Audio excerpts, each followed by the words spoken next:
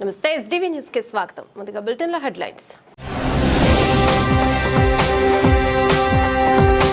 శక్తి app ఫిర్యాదుపై వెంటనే స్పందించిన గ్రామీణ పోలీసులు దంపతులకు కౌన్సిలింగ్ నిర్వహించి సఖ్యతగా పంపించారు. మంగళగిరి గ్రామీణ సిఐ చిరుమామిల వెంకట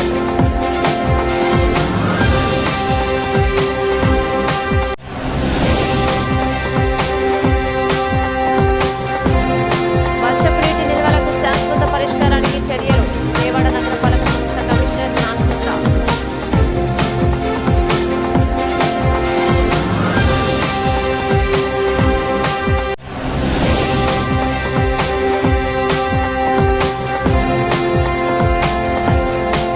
పోలవరానికి పర్యాటక శోభ. అధికారులు ఏజెన్సీ ప్రతినిధులతో సమీక్షలో ముఖ్యమంత్రి చంద్రబాబు.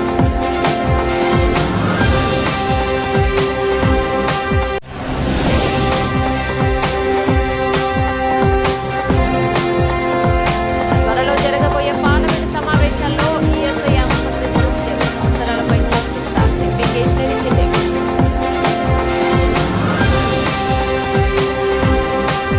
ఆంధ్రప్రదేశ్ జీవనాడి బహుళార్థ సాధక ప్రాజెక్టు పోలవరానికి పర్యాటక శోభను తెచ్చేందుకు రాష్ట్ర ప్రభుత్వం భారీ ప్రణాళికను రచిస్తోంది. పోలవరం డ్యాంతో పాటు గోదావరి నదీ తీరాన్ని పర్యాటక కేంద్రంగా తీర్చిదిద్దే ప్రాజెక్టుపై ముఖ్యమంత్రి చంద్రబాబు దృష్టి పెట్టారు. ఇందులో భాగంగా ప్రాజెక్టు ప్రాంతంతో పాటు ప్రాజెక్టు దిగువన ఎగువన టూరిజం డెవలప్మెంట్ కు మాస్టర్ ప్లాన్ సిద్ధం చేస్తున్నారు. ఈ అంశంపై సీఎం క్యాంపు కార్యాలయంలో ఇరిగేషన్ టూరిజం శాఖ అధికారులతో పాటు ఏజెన్సీలతో ముఖ్యమంత్రి సమావేశమయ్యారు. నదీ తీరం వెంట టూరిజం ప్రాజెక్టులతో ఈ ప్రాంతాన్ని అభివృద్ధి చేయాలని సీఎం సూచించారు. ప్రాజెక్టు వద్ద కేబుల్ బ్రిడ్జ్ డిజైన్, స్పిల్ వే బ్యూటిఫికేషన్ సహా మాస్టర్ ప్లాన్ పై చర్చించారు. సమీక్షలో మంత్రి కందుల దుర్గేష్ అధికారులు పాల్గొన్నారు.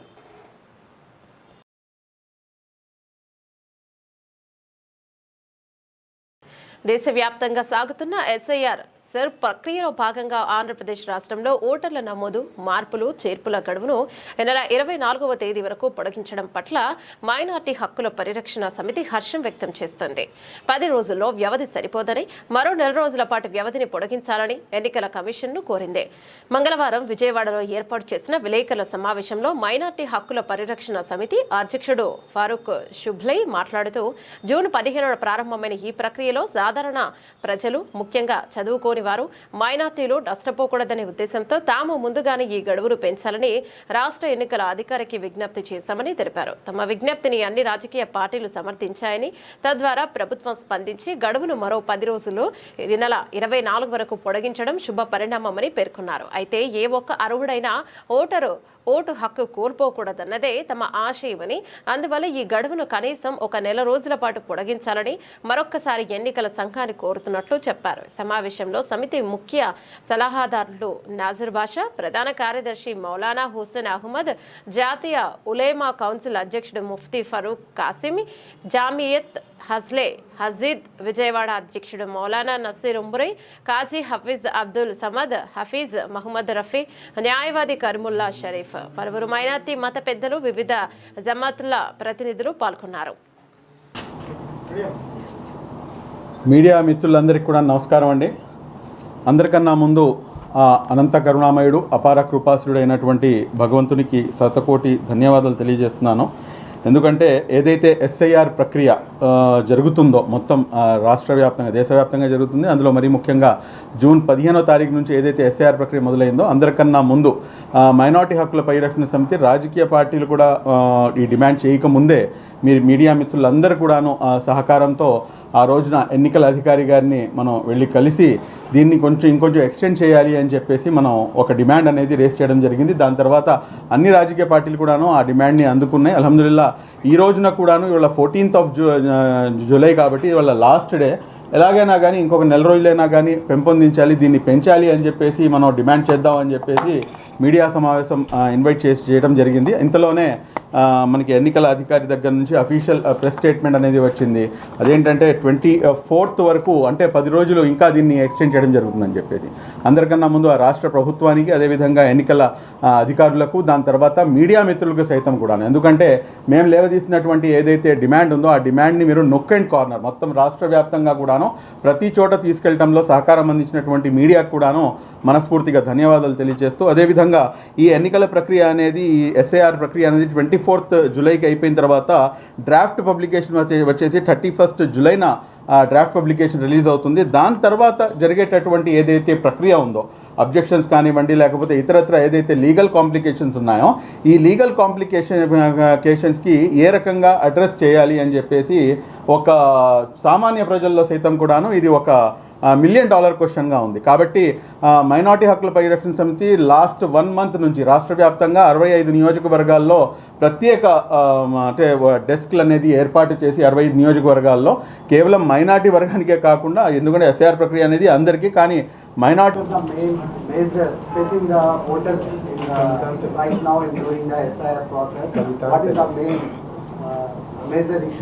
Major problem earlier there was one big problem was there.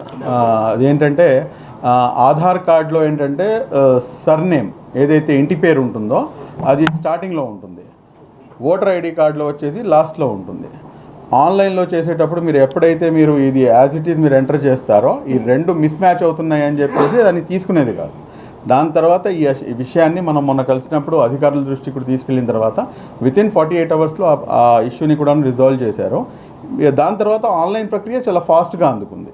ఇప్పుడు ఏంటంటే చాలామంది ఇప్పటికి కూడాను ఇందాక కూర్చున్నప్పుడు మా నాన్నగారు కూడా అదే అన్నారు, బిఎల్ఓస్ ఇంకా స్పష్టంగా ప్రతి చోట కూడాను రావట్లేదు. అంటే అందరినీ మనం ఆపాదించలేము, బట్ కొన్ని ప్రాంతాల్లో అయితే మనకు మంచి రిజల్ట్స్ ఉన్నాయి. ఎక్కడైతే ఈ పర్సంటేజ్ తక్కువ ఉందో ఆ పర్సంటేజ్ తక్కువ ఉన్న చోట మీరు ఒకసారి చూస్తే ఏంటంటే ఖచ్చితంగా అక్కడ ఈ బిఎల్ఎస్ యొక్క డోర్ టు డోర్ వెళ్ళటం అనేది సరిగ్గా లేకపోవడం వల్ల ఆ పర్సంటేజ్ తగ్గుతుందన్న సంగతి కూడా చాలా స్పష్టంగా అర్థమవుతుంది. నా పేరు S Imtiaz Ahmed, former information commissioner. నేను రిటైర్డ్ సీనియర్ సివిల్ జడ్జిగా రిటైర్ అయ్యాను. మీడియా ప్రతినిధులందరికీ, ఇక్కడ కూర్చున్న పెద్దలందరికీ, మరీ ముఖ్యంగా మిత్రుడు MHPS అధ్యక్షులు అందరికీ నా తరఫు నుంచి నమస్కారాలు, సలాం అలైకుం. మీ అందరికీ తెలుసు, దేశవ్యాప్తంగా ఎస్ఐఆర్ గురించి పెద్ద చర్చ జరిగింది. ఆ ఎస్ఐఆర్ ప్రక్రియ మన రాష్ట్రంలో కూడా పోయిన నెల 14వ తేదీ ప్రారంభమైంది. ఆ ప్రక్రియ స్టార్ట్ కాకముందు నుంచి కూడా ముఖ్యంగా మిత్రులు షిబ్లీ గారు మా అందరితో సంప్రదించి ఈ ప్రక్రియలో సామాన్యుడిని, మరీ ముఖ్యంగా మైనారిటీస్ ఎవరెవరైతే ఉన్నారో చదువు రాని వాళ్ళు, ఈ ప్రక్రియ గురించి తెలియని వాళ్ళకు ఏ రకంగా మనం సహకరించవచ్చు అని చెప్పి ఒక ఆలోచనతో గత నెల నుంచి బాగా ఈ ప్రక్రియ గురించి సామాన్యుల్లో ఏ రకంగా దీన్ని మనం ఎస్ఐఆర్ ప్రక్రియ ఏదైతే ఉందో ఎలక్షన్ ఆయన కౌన్సిల్ జాతీయ అధ్యక్షులండి నా ముఫ్తీ ఫారూక్ గారు. मैं आए हुए तमाम मेहमान और तमाम सहाफ़ी, तमाम मीडिया के अफराद का शुक्रिया अदा करते हुए और MHPS के सदर मोहम्मद फ़ारूक शिबली जो उर्दू एकेडमी के चेयरमैन भी है, गुज़िश्ता कई दिनों से SIR के सिलसिले में आंध्र प्रदेश के मुख्तलिफ़ अज़ला में इनकी टीम काम कर रही है और गुज़िश्ता इलेक्शन कमिश्नर से भी बात करके कुछ इजाफ़े की बात हुई. आज इलेक्शन कमिश्नर आपका 10 दिन का इजाफ़ा किए है SIR के सिलसिले में और मज़ीद कुछ 20 दिन के इजाफ़े के लिए कोशिश जारी है. और उसके साथ साथ तमाम अवाम और ख़ुसूसन मुसलमानों से इत्मीनान रहने के लिए, और इस सिलसिले में अगर कोई आपका नाम इंदराज नहीं हुआ नाम की गलती की वजह से या किसी और छोटी छोटी गलतियों की वजह से घबराने की ज़रूरत नहीं है। MHPS और एक लीगल टीम पूरी रियासत भर के वकला की रख कर और उसके इंदराज के लिए एक अहम कोशिश जारी है और ये अच्छी कोशिश रहेगी और मैं इनका, टीम का और तमाम अफराद का मैं शुक्रगुजार हूँ। अस्सलाम वालेकुम। నాకు క్వశ్చన్స్ అడుగుతారేమో అనుకున్నాను, ఎవరు అడగట్లేదు. మహనీయుడు బహుముఖ ప్రజ్ఞశాలి అయినటువంటి మాజీ కేంద్ర మంత్రి పర్వతనేని ఉపేంద్రను స్మరించుకోవాల్సిన అవసరం ఎంతైనా ఉందని మాజీ డిప్యూటీ మేయర్ నర్సరాజు, మాజీ కార్పొరేటర్ వీరమాచానేని లలిత కిషోర్ అన్నారు. ఆయన ఆశయాలను నెరవేరుస్తూ పర్వతనేని ఉపేంద్ర అడుగుజాడల్లో నడుస్తూ ముందుకు వెళుతున్నామని స్పష్టం చేశారు. నగరంలోని BRTS రోడ్డు పర్వతనేని ఉపేంద్ర చౌక్ వద్ద మాజీ కేంద్ర మంత్రి పర్వతనేని ఉపేంద్ర జయంతి వేడుకలు మాజీ కార్పొరేటర్ వీరమాచనేని లలిత కిషోర్ ఆధ్వర్యంలో ఘనంగా జరిగాయి. కార్యక్రమంలో మాజీ డిప్యూటీ మేయర్ నర్సరాజు, మాజీ కార్పొరేటర్ వీరమాచనేని లలిత కిషోర్తో పాటు పలువురు రాజకీయ ప్రముఖులు పాల్గొని పర్వతనేని ఉపేంద్ర విగ్రహానికి పూలమాల వేసి ఘనంగా నివాళులర్పించారు. ఈ సందర్భంగా వారు మాట్లాడుతూ మహనీయుడు బహుముఖ ప్రజ్ఞాశాలి మాజీ కేంద్ర మంత్రి పర్వతనేని ఉపేంద్ర జయంతి వేడుకను నగరంలోని BRTS రోడ్డు నందు జరుపుకోవడం ఆనందంగా ఉందన్నారు. కేంద్ర మంత్రివర్యులు, విజయవాడ పార్లమెంట్ సభ్యులుగా అనేక సేవలు అందించినటువంటి పెద్దలు, గౌరవనీయులు శ్రీ పర్వతనేని ఉపేంద్ర గారి 90వ జయంతి సందర్భంగా ఈ రోజున ఆయన విగ్రహం ఉన్నటువంటి ఈ ప్రాంతంలో ఉపేంద్ర గారి చౌక్గా కూడా పిలుస్తారు దీన్ని. ఈ ఉపేంద్ర గారి చౌక్లో ఆయనకి నివాళులు అర్పించడం జరిగింది. అనేక మంది పెద్దలు ఇక్కడికి విచ్చేశారు. వారందరికీ కూడా ధన్యవాదాలు తెలియజేసుకుంటూ, ఉపేంద్ర గారు అంటే అభివృద్ధి అంటే ఉపేంద్ర గారు. ఏదైనా ఒక పథకం చేపట్టాలంటే, ఒక పథకం పూర్తి కావాలంటే ఉపేంద్ర గారి పట్టుదలని అందరూ ఆదర్శంగా తీసుకోవాల్సినటువంటి అవసరం ఉంది. ఒక పని తలపెడితే ఆ పని అయ్యేంత వరకు కూడా నిద్రపోనటువంటి పార్లమెంట్ సభ్యులు ఎవరంటే పర్వతనేని ఉపేంద్ర గారు అని చెప్పచ్చు. నాకు తెలిసినంత వరకు మేమందరం కూడా విజయవాడ నగరంలోనే పుట్టి పెరిగాం. డాక్టర్ KL రావు గారి తర్వాత మళ్ళా అంతటి ప్రతిభా పాఠవాలు కలిగినటువంటి ఏకైక పార్లమెంట్ సభ్యులు ఎవరంటే పర్వతనేని ఉపేంద్ర. శ్రీమతి లలిత గారు కాంస్య విగ్రహ స్థాపన దగ్గర నుంచి నేటి వరకు మా అందరికీ ఉపేంద్ర గారిని గుర్తించి, గౌరవించి ఈ కార్యక్రమం చేస్తున్నందుకు ముందుగా వాళ్ళకి అభినందనలు, శుభాకాంక్షలు. ఉపేంద్ర గారికి ముందు, ఉపేంద్ర గారి తర్వాత గనక పరిశీలించినట్టయితే, ఉపేంద్ర గారు వచ్చిన తర్వాత పార్లమెంటు సభ్యుడి యొక్క గమనం, లక్ష్యాలు స్పష్టంగా మారిపోయినాయి. అంతకుముందు ఏ విధంగా ఉన్నాయి, ఉపేంద్ర గారు వచ్చిన తర్వాత ఏ విధంగా ఉన్నాయంటే, ప్రతి నియోజకవర్గంలో ఒక ఆఫీస్ పెట్టి సెంట్రల్ ఆఫీస్ ద్వారా మానిటరింగ్ చేసి ఆ నియోజకవర్గంలో అభివృద్ధి కమిటీలు ఏర్పాటు చేసి దేశంలో పెద్ద పెద్ద నాయకులందరిని తీసుకొచ్చి ఒక దిశ ఏర్పాటు చేసిన ఉపేంద్ర గారిని గురించి నరసరాజు గారు చాలా విషయాలు గొప్పగా చక్కగా చెప్పారు. ఈ సందర్భంగా ఆ మహానాయకుడితో మాకు పరిచయం ఉన్న భాగ్యం మూలంగానే మేము ఇప్పుడు రాజకీయాల్లో విలువలు, గౌరవించడం అనే వరవణ్ణి కొనసాగిస్తూ ఉన్నాం. ఈ సందర్భంగా వారి కుమార్తె పద్మ గారికి, వారి కుమారులకి రాజగోపాల్ గారికి, వాళ్ళందరికీ కూడా రవి గారికి, రామ్జీ గారికి, ప్రసాదరావు గారికి, మన నరసింహ చౌదరి గారికి, మా మిత్ర బృందం అందరికీ కూడా ఈ సందర్భంగా వాళ్ళందరికీ శుభాకాంక్షలు తెలియజేస్తూ ఆ మహానాయకుడికి నివాళులు అర్పిస్తూ జోహార్ పర్వతనేని ఉపేంద్ర గారు. మనం ఉపేంద్ర చౌక్ అని నామకరణం చేసుకోవటంలో ఇది ఉపేంద్ర గారి, కేంద్ర మాజీ మంత్రి ఉపేంద్ర గారి కృషి ఎంతో ఉంది. దానికి గుర్తింపుగా మనం ఇక్కడ ఉపేంద్ర చౌక్, పర్వతనేని ఉపేంద్ర చౌక్ అని కూడా నామకరణం చేసుకున్నాం. ఈ విగ్రహ ప్రతిష్ట మనం చేసేటప్పుడు రాసయ్య గారు ఇక్కడికి రావటం జరిగింది. ఆయన చేతుల మీదుగానే ఓపెనింగ్ చేయటం జరిగింది. అంటే ఒక సీఎం వచ్చి ఒక మా మినిస్టర్ విగ్రహానికి ఎంత గొప్పగా ఇక్కడ చేశారో అప్పుడు అందరికీ కూడా తెలుసు. కానీ ఆయన ఇప్పుడు చెప్పారు హనుమంతులు లాంటి వాళ్ళు కిషోర్ గారు అని. ఆయన ఆశయ సాధనలో ఇప్పుడు వరకు కిషోర్ గారు నడిచారు. ఆయన సతీమణిగా నేను అవి కొనసాగిస్తా.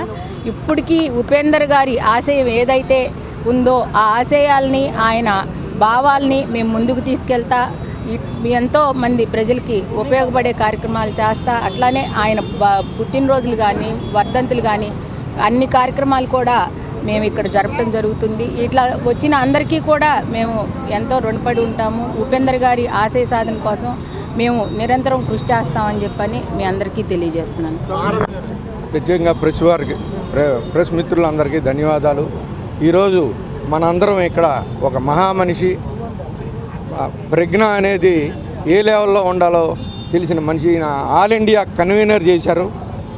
ఈయనకి ప్రధానంతో ప్రతిపక్షంలో ఉన్న ప్రధాని రాజీవ్ గాంధీతో కూడా ఎన్నో సత్సంబంధాలతో వెళ్ళి ఎన్ని పనులైనా చేసి, దానికి ఉదాహరణ ఎదురుగా ఉన్న BRTS రోడ్ ఒక రైల్వే ట్రాక్ తీసి వేయటం అంటే, ఒక పోలీస్ స్టేషన్లో ఇవాళ తీయాలంటే అసలు అవన పని. అటువంటి ట్రాక్ మొత్తం చేసి విజయవాడ ట్రాఫిక్ని ఈ రకంగా చేయటం ఆయన వల్లే అయ్యింది. రెండోది, ప్రసార భారతి బిల్లుని తీసుకొచ్చింది ప్రత్యేకంగా ఈయన చెప్పడానికి గర్వపడుతున్నాం. ఆయన బహుముఖ ప్రజ్ఞాశాలి. అలాగే కేంద్రంలో ఆయన కన్వీనర్గా ఎన్నో రాష్ట్రాలతో ఈయన ఇన్ఫర్మేషన్ మినిస్ట్రీ కానీ మానవ వనరులు పార్లమెంటరీ ఇచ్చేసినప్పుడు అన్ని రాష్ట్రాల ముఖ్యమంత్రులతో కానీ ఎంపీలతో కానీ ఆల్ ఇండియా లెవెల్లో చేసి ఆ అనుభవం అది చెప్తే రాదు. KL రావు గారి తర్వాత విజయవాడలో ఈ రకంగా చేసిన ఘనత పర్వతనేని ఉపేందర్ గారు అని చెప్పుకోవడానికి గర్వపడుతున్నా. ఆయన దగ్గర విజయవాడ తూర్పు నియోజకవర్గంలోని గుణెదల ప్రాంతంలో ఉన్న ఈఎస్ఐ ఆసుపత్రిని విజయవాడ పార్లమెంట్ సభ్యులు కేశినేని చిన్ని పరిశీలించారు. ఆసుపత్రిలో అందించే వైద్య సేవలు ఉన్న సౌకర్యాలు మరియు సదుపాయాలపై ఎంపీ చిన్ని ఆరా తీశారు. నేరుగా పేషెంట్స్ వార్డులో ఉన్న రోగుల వద్దకు వెళ్లి అక్కడ వారికి అందుతున్న వైద్య సేవలపై మాట్లాడారు. ప్రతి వార్డుకు వెళ్లి ఆసుపత్రి మొత్తాన్ని పరిశీలించారు. ఆసుపత్రి సిబ్బందికి కావలసిన అవసరాలు ఉన్నటువంటి సమస్యలను సైతం అడిగి తెలుసుకుని పలు సలహాలు సూచనలు చేశారు. ఈ సందర్భంగా ఎంపీ కేశినేని చిన్ని మాట్లాడుతూ విజయవాడలో ఈఎస్ఐ డిపార్ట్మెంట్ హాస్పిటల్ సుమారుగా 1968లో ప్రారంభించారు. సుమారుగా 3 లక్షల కార్డు హోల్డర్స్ ఇక్కడ సేవలను వినియోగించుకుంటున్నారని, కొత్తగా మొన్నటి వరకు బేస్ శాలరీ 21,000 వరకే ఈఎస్ఐ కార్డు హోల్డర్ల కింద ఎలిజిబిలిటీ ఉండేదని, కేంద్ర ప్రభుత్వం 42,000 వరకు తీసుకువెళ్లడం జరిగిందన్నారు. ఈరోజు ఉన్న కార్డు హోల్డర్ల కన్నా సుమారు 2 నుంచి 3 రెట్లు పెరిగే అవకాశాలు కూడా ఉన్నాయని తెలిపారు. కార్యక్రమంలో విజయవాడ పార్లమెంట్ సభ్యులు కేశినేని చిన్ని, ఆసుపత్రి medical superintendent doctor V Jyothi, joint director doctor Gandhi, RMO doctor Jayasri, senior doctor Ravikumar మరియు ఇతర వైద్యులు, నర్సింగ్ అండ్ ఆసుపత్రి సిబ్బంది పాల్గొన్నారు. విజయవాడ ఈఎస్ఐ డిపార్ట్మెంట్ వారు హాస్పిటల్ అంటే సుమారు 1965లో ప్రారంభించిన సంస్థ. సుమారు 3 లక్షల కార్డు హోల్డర్లు ఇక్కడ వారు సేవలను వినియోగించుకుంటున్నారు. కొత్తగా మొన్నటి వరకు బేస్ శాలరీ 21,000 వరకే ఈఎస్ఐ కార్డు హోల్డర్ కింద ఎలిజిబిలిటీ ఉండేది. దాన్ని మన కేంద్ర ప్రభుత్వం 42,000 మందికి తీసుకువెళ్ళటం జరిగింది. దానిలో భాగంగా ఇవాళ ఉన్న కార్డు హోల్డర్ల కన్నా సుమారు 2 నుంచి 3 రెట్లు పెరిగే అవకాశాలు ఉన్నాయి. కాబట్టి ఇటువంటి ప్రతిష్టాత్మక సంస్థని ఒకసారి విజిట్ చేయాలని ఇక్కడ రావడం జరిగింది. డాక్టర్లు అందరూ కూడా డాక్టర్లని, నర్సుల్ని, మెడికల్ స్టాఫ్ని, ఆఫీస్ స్టాఫ్ని అందరినీ కలుసుకుంటే బాగుంటుంది. అసలు ఏ విధంగా ఫంక్షన్ అవుతున్నాయి, వీళ్ళకి ఏమేమి అవసరాలు ఉన్నాయి అనే దాని మీద దృష్టి పెట్టి రేపు 20వ తారీఖు నుంచి మాకు పార్లమెంట్ సమావేశాలు ప్రారంభం కాబోతున్నాయి. దాంట్లో ఇక్కడ ఉన్న సమస్యలు ఏదన్నా మంత్రివర్యుల దృష్టికి, సెక్రటరీ వర్యుల దృష్టికి తీసుకుని వెళ్ళి పరిష్కరించే విధంగా కృషి చేద్దామని ఇక్కడ వచ్చి అందరినీ కలవటం జరిగింది. నిజంగా చక్కగా నీట్గా మెయింటైన్ చేస్తున్నారు. హాస్పిటల్ కూడా చాలా బ్రహ్మాండంగా మెయింటైన్ చేస్తున్నారు. సుమారు 21 హాస్పిటల్స్కి ఇక్కడ సేవలు అందని చోట 21 హాస్పిటల్కి రెఫరల్ హాస్పిటల్ కింద కూడా వాళ్ళు పంపిస్తున్నారు. కానీ 3 లక్షల మంది కార్డు హోల్డర్లు ఉన్న తగు సౌకర్యాలు అయితే రాష్ట్ర ముఖ్యమంత్రి శ్రీ నారా చంద్రబాబు నాయుడు నాయకత్వంలోని కూటమి ప్రభుత్వం దేశంలో ఏ రాష్ట్రం ఇప్పటి వరకు అమలు చేయని సరికొత్త పరిపాలన విధానానికి నాంది పలికిందని రాష్ట్ర సమాచార పౌర సంబంధాలు గృహ నిర్మాణ శాఖ మంత్రులు కొలుసు పార్థసారథి తెలిపారు. ఇప్పటి వరకు దేశవ్యాప్తంగా ఆర్థిక నివేదికలు వార్షిక ప్రాతిపదికన మాత్రమే రూపొందించే ఆనవాయితీ ఉండగా రాష్ట్ర ప్రభుత్వం ఇప్పుడు ప్రతి నెలవారీ ఆర్థిక నివేదిక రూపొందించే వినూత్న విధానాన్ని ప్రారంభించడం చారిత్రాత్మక నిర్ణయం అని పేర్కొన్నారు. ఈరోజు చంద్రబాబు నాయుడు గారి నాయకత్వంలో కూటమి ప్రభుత్వం దేశంలో ఏ రాష్ట్రం చేయని ఆలోచించని ఒక కొత్త విధానానికి నాంది పలికిందని చెప్పేసి మనం చేస్తున్నాను. సాధారణంగా మనకు తెలిసింది ఎకనామిక్ రిపోర్ట్స్ అన్నీ కూడా వార్షిక యాన్యువల్ బేసిస్ మీద రిలీజ్ చేయబడతా ఉంటాయి. అలా కాకుండా చంద్రబాబు నాయుడు గారి సూచనలతో పూర్తిగా వారి పర్యవేక్షణలో మంత్లీ ఎకనామికల్ రిపోర్ట్ నెలవారీ ఆర్థిక నివేదిక తయారు చేయాలని, దాంట్లో అన్ని శాఖల పనితీరు, అన్ని శాఖల ద్వారా వచ్చే ఆదాయ వ్యయాలు అన్నీ. విజయవాడ నగరపాలక సంస్థ కమిషనర్ ధ్యాన్ చంద్ర ఆదేశాల మేరకు గాంధీనగర్లోని కందుకూరు కళ్యాణ మండపంలో మంగళవారం నమస్తే డే సందర్భంగా వేస్ట్ పిక్కర్స్ కోసం ప్రత్యేక కార్యక్రమం నిర్వహించారు. ఈ సందర్భంగా వారికి అవసరమైన ప్రత్యేక సంక్షేమ కిట్లను అందజేశారు. అనంతరం వైద్య బృందం ద్వారా కార్మికులకు ఉచిత ఆరోగ్య పరీక్షలు నిర్వహించి రక్తపోటు, రక్తంలో చక్కెర స్థాయిలు తదితర ప్రాథమిక పరీక్షలు చేశారు. అవసరమైన వారికి వైద్యుల సూచనలు, ఆరోగ్య పరిరక్షణపై అవగాహన కల్పించారు.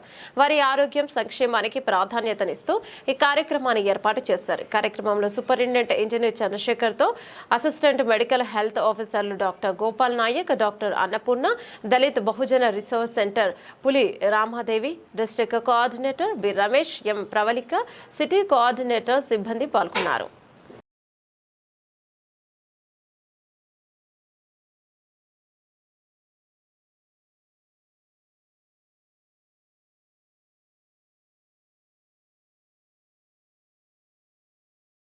వర్షపు నీటి నిల్వలకు శాశ్వత పరిష్కారానికి చర్యలు చేపడుతున్నారని విజయవాడ నగరపాలక సంస్థ కమిషనర్ ధ్యానచంద్ర అన్నారు. మంగళవారం ఉదయం తన పర్యటనలో భాగంగా Vidyadharapuram bypass road, RTC work shop road, HB colony, Urmila Subbarao Nagar తదితర ప్రాంతాల్లో పర్యటించి వర్షాకాలంలో నీటి నిల్వలు ఏర్పడుతున్న ప్రాంతాలను క్షేత్రస్థాయిలో పరిశీలించారు. సందర్భంగా కమిషనర్ మాట్లాడుతూ ప్రతి వర్షాకాలంలో బైపాస్ రోడ్డుపై వర్షపు నీరు నిల్వ ఉండటంతో ప్రజలు, వాహనదారులు తీవ్ర ఇబ్బందులను ఎదుర్కొంటున్నారు. దీనికి శాశ్వత పరిష్కారం కల్పించే ఉద్దేశంతో 2 సింగిల్ సెల్ బాక్స్ కల్వర్టుల నిర్మాణ పనులు చేపడుతున్నట్లు తెలిపారు. ఈ పర్యటనలో executive engineer J Srinivas, engineering మరియు శానిటేషన్ సిబ్బంది పాల్గొన్నారు.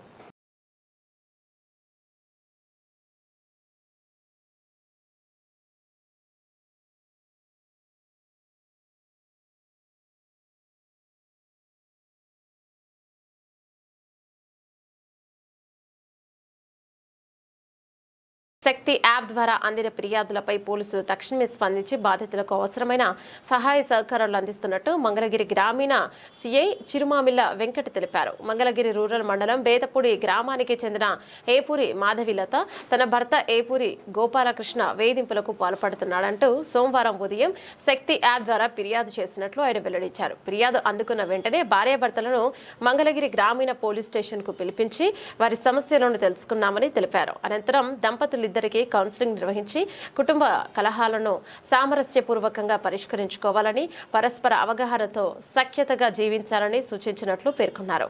కౌన్సిలింగ్ అనంతరం ఇద్దరిని కలిపి పంపించినట్లు సిఐ చిరుమామిల వెంకట తెలిపారు.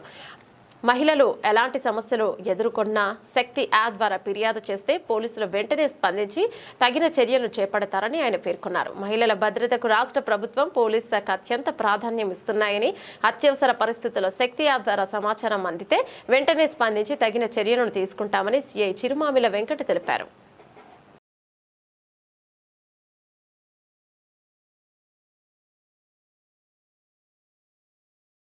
కృష్ణా జిల్లా గన్నవరంలో క్రికెట్ మ్యాచ్ సందర్భంగా బ్యాటింగ్ విషయంలో తలెత్తిన వివాదం తీవ్ర ఘర్షణకు దారితీసింది.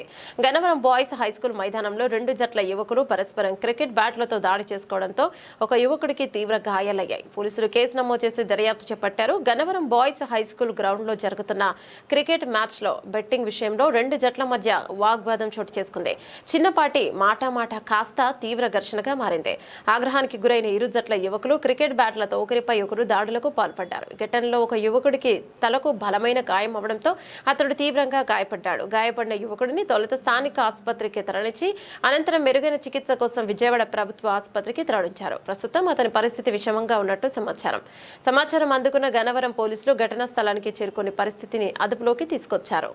దాడికి పాల్పడిన యువకులను పోలీస్ స్టేషన్ కు తరలించి విచారిస్తున్నారు. ఈ ఘటనకు సంబంధించి పూర్తి వివరాలు తెలియాల్సి ఉండగా కేసు నమోదు చేసి అన్ని కోణాల్లో దర్యాప్తు కొనసాగిస్తున్నట్లు పోలీసులు తెలిపారు.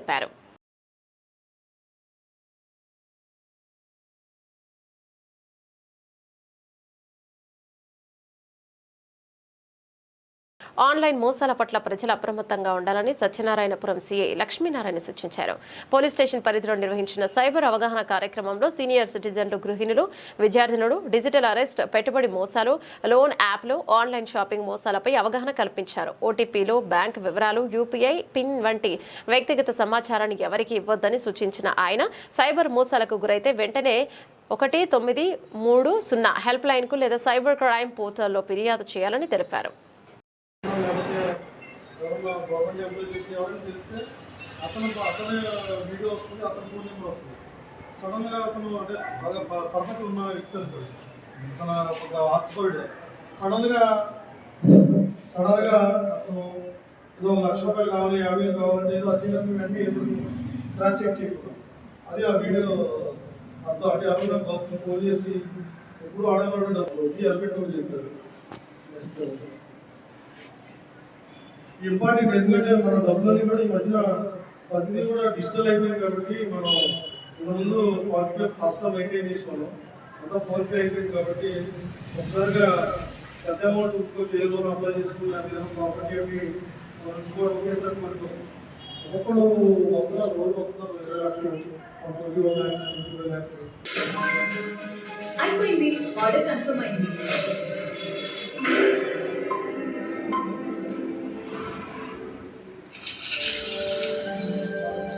వెబ్సైట్లకు అడ్వాన్స్ చెల్లించే ముందు ఒకసారి ఆలోచించండి.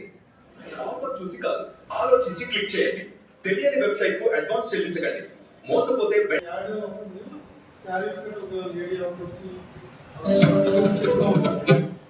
వచ్చినప్పుడు ఆ శారీస్ ఏంటి అలా వస్తూ ఉంటుంది. ఆ రేటు దానిలో క్లిక్ చేయగానే చాలా తక్కువ చూస్తుంది. అది ఏముందో ఆ లింక్ అన్ని కూడా ఫేక్ లింక్లు అన్నీ కూడా అది కూడా చూసుకోలేదు. ఇప్పుడు కూడా ప్లే స్టోర్ నుంచి మనం డౌన్లోడ్ చేసుకుంటే యాప్ కరెక్ట్ యాప్. ఎవరైనా పంపించారు లింక్ కానీ ఏదైనా యాప్ అంటే అది ఫేక్ అని అర్థం. ఏదైనా మనం యాప్ డౌన్లోడ్ చేసుకోవాలంటే ఖచ్చితంగా ప్లే స్టోర్ ఓకే, అది ఓకే చేయండి.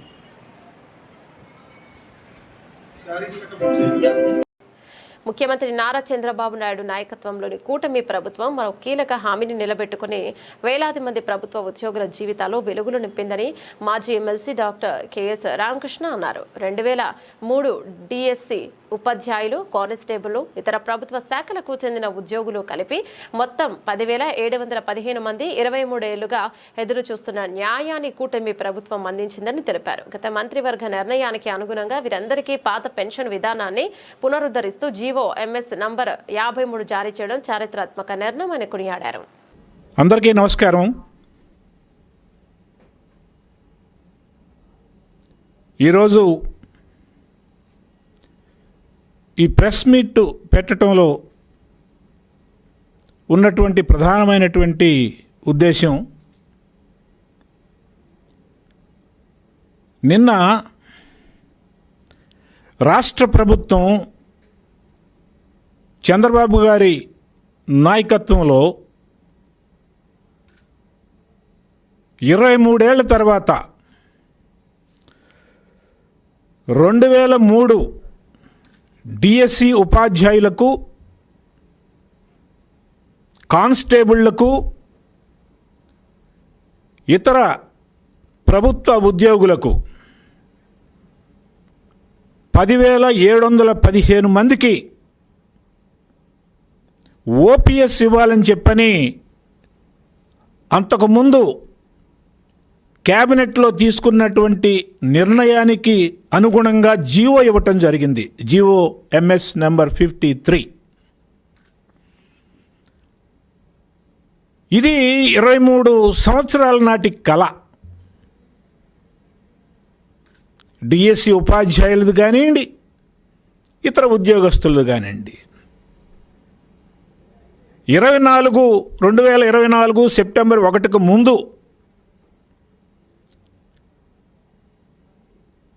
ఉద్యోగ ప్రక్రియ మొత్తం పూర్తయిపోయిన తర్వాత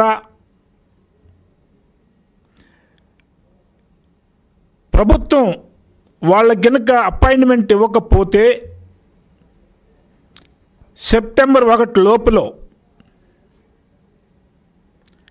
వాళ్ళందరికీ కూడా ఓపీఎస్ ఇవ్వాలని చెప్పని నిర్ణయం తీసుకోవటం జరిగింది. నిజానికి ఈ నిర్ణయం జగన్మోహన్ రెడ్డి హయాంలో తీసుకోవాలి. ఎందుకనంటే మన రాష్ట్రంలో సెప్టెంబర్ 1, 2004 నుంచి సిపిఎస్ అమల్లోకి వచ్చింది. డిఎస్సి 2003 వాళ్ళకి కానివ్వండి, ఇతరులకు కానివ్వండి, జూన్ 4కే 2024 ఈ ఫలితాలు వచ్చేసినాయి. కానీ అప్పటి ముఖ్యమంత్రి రాజశేఖర్ రెడ్డి 2 నెలలు సమయం ఉన్నప్పటికీ వాళ్లకు ఓపీఎస్ ఇవ్వలేదు. బులెటిన్ ముగించే ముందు హెడ్లైన్స్ మరోసారి. శక్తి యాప్ ఫిర్యాదుపై వెంటనే స్పందించిన గ్రామీణ పోలీసులు దంపతులకు కౌన్సిలింగ్ నిర్వహించి సఖ్యతగా పంపించారు. మంగళగిరి గ్రామీణ సిఐ చిరుమామిల వెంకట.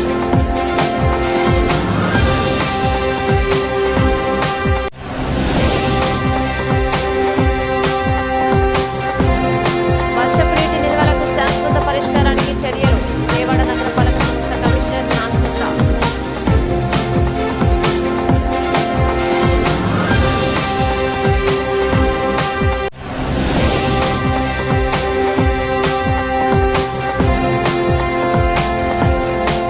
పోలవరానికి పర్యాటక శోభ. అధికారులు ఏజెన్సీ ప్రతినిధులతో సమీక్షలో ముఖ్యమంత్రి చంద్రబాబు.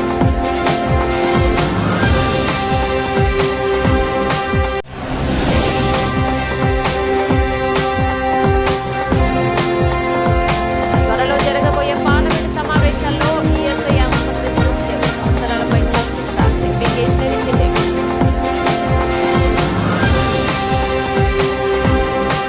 ఇవే బులెటిన్ అప్డేట్స్. మరో బులెటిన్లో మళ్ళీ కలుద్దాం. అంతవరకు సెలవు. నమస్తే.